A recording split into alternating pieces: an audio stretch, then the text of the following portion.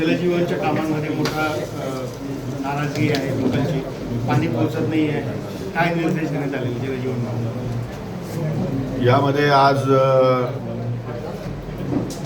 महाराष्ट्राचं आराध्य दैवत आणि देशाचा जाणता राजा छत्रपती शिवाजी महाराजांचा राज्याभिषेक या ठिकाणी आजच्या दिवशी झालेला होता आणि शिवराज्य दिन साजरा करण्याचं या ठिकाणी राज्य सरकारने ठरवलं आहे.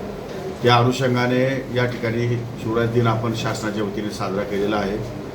छत्रपती शिवाजी महाराजांना पुष्पहार अर्पण करून आम्ही या ठिकाणी मागच्या काही आढावा बैठकीमध्ये जे काही कामं शिल्लक राहिली होती तो आढावा या ठिकाणी घेण्यात आलेला आहे. त्यामध्ये मेजॉरिटी आढावा हा जलजीवन विभागाच्या माध्यमातूनच या ठिकाणी चर्चेला जास्त वेळ आला. इतर बाकीच्या विभागांना आम्ही सूचना दिल्या आहेत की लवकरात लवकर कामं दर्जेदार कामं चांगली कशी करता येईल त्या दृष्टिकोनातून त्या एजन्सीने हेड ऑफ द डिपार्टमेंटने या ठिकाणी काम करायचं आहे अशा सूचना त्यांना या ठिकाणी दिलेल्या आहेत. आणि जलजीवन मिशनच्या संदर्भामध्ये आणि इरिगेशनच्या बाबतीमध्ये दोन्ही मंत्री सन्माननीय नामदार गुलाबराव पाटील, सन्माननीय नामदार गिरीश महाजन साहेब आणि महिला आणि बालकल्याण विभागाच्या मंत्री श्रीमती आदित्यताई तटकरे यांच्याबरोबर बैठक आयोजित करून नंदुरबार जिल्ह्याचे प्रश्न या ठिकाणी कसे लवकरात लवकर मार्गी लागतील तोही या ठिकाणी विचार करणार आहे.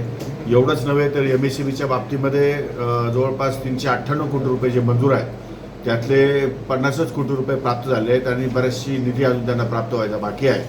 जवळपास 400 वाड्या आणि 30-31 विलेजेस ही आत्तापर्यंत विजेने या ठिकाणी कनेक्ट होऊ शकली नाही. हे खरं म्हणजे आमचं अपयश आहे असं म्हटलं तर वावगं ठरणार नाही. आणि त्या दृष्टिकोनातून माननीय राज्याचे उपमुख्यमंत्री आणि वित्तमंत्री सन्माननीय अजितदादा पवार यांना पुरवणी बजेटमध्ये किमान 100 कोटी रुपये तरी या ठिकाणी तरतूद करावी अशी विनंती आज मी या ठिकाणी आपल्यामार्फतही करतो आणि मी स्वतः त्या ठिकाणी दादाशी बोलणार आहे उद्या. सगळ्याच विभागातून निधी वळवण्याचे अधिकार आहे ते बजेटमध्येच आहे. त्यामुळे ते बजेटमध्ये ती सगळी सुविधा असल्यामुळे त्या संदर्भात मुख्यमंत्र्यांनी खुलासा केलेला आहे.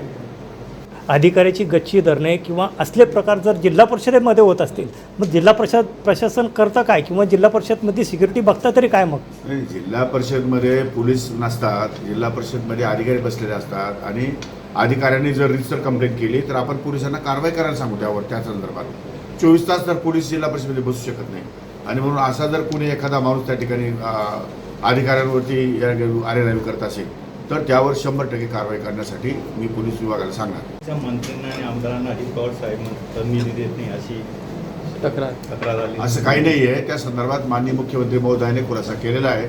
त्यामुळे गट तट वगैरे असं राज्य सरकारमध्ये नाही आहे. राज्य सरकार हे युतीचं सरकार आहे आणि युतीचं सरकार ह्या सर्वच जनतेच्या दृष्टिकोनातून या ठिकाणी कार्यक्रम राबवत आहे. खरं म्हणजे नुसत्या युतीच्या लोकांपुरतं नाही तर जे लोक या ठिकाणी युतीबरोबर नव्हते त्या लोकांना सुद्धा न्याय देणं आवश्यक आहे. त्यामुळे त्यांनाही या ठिकाणी न्याय देण्याच्या संदर्भातली भूमिका युतीच्या शासनाची आहे. अशा प्रकारचं कुठलंही या ठिकाणी काम होत नाही आणि माननीय मुख्यमंत्री महोदयांनी त्यावर खुलासा केलेला आहे. त्यामुळे मी त्यावर जास्त भाष्य करणं योग्य नाही. पाणी पुरवठ्याच्या बाबतीतही जर काही ज्या ठिकाणी शेतकरी 500 फुटावर खोल या ठिकाणी बोरवेलनं गेले आणि 200 फूट खोलवरून या ठिकाणी पाणी सोलरच्या माध्यमातून उपलब्ध करणं फार अवघड आहे. ते शक्य होणार नाही आणि ह्या तात्पुरत्या योजना होण्याची शक्यता आहे भविष्यकाळामध्ये.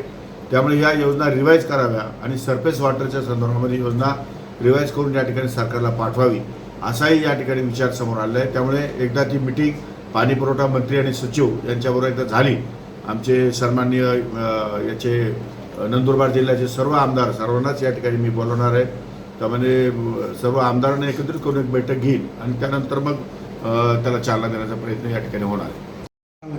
एक ठेकेदार येतो आणि तो धमक्या देतो तर त्याबाबत त्या अधिकाऱ्यांनी जिल्हा पोलीस अधीक्षकांना पत्र दिले मात्र अद्याप गुन्हा दाखल झाला नाही. याबद्दल काय सांगा? नाही, ते पोलिसांनी कारवाई करावी रीतसर. जे कोणी असतील ज्या अधिकाऱ्यांना कोणी या ठिकाणी ब्लॅकमेल करत असेल आणि कोणी धमकी देत असेल त्याच्यावर रीतसर कारवाई पोलीस विभागाने करावी आणि त्याच्या प्रकारचे निर्देश त्यांना देण्यात येईल. काही केंद्र संचालकांनी डल्लामधल्या बियाण्यावरती 75 किलो बियाणं द्यायला पाहिजे.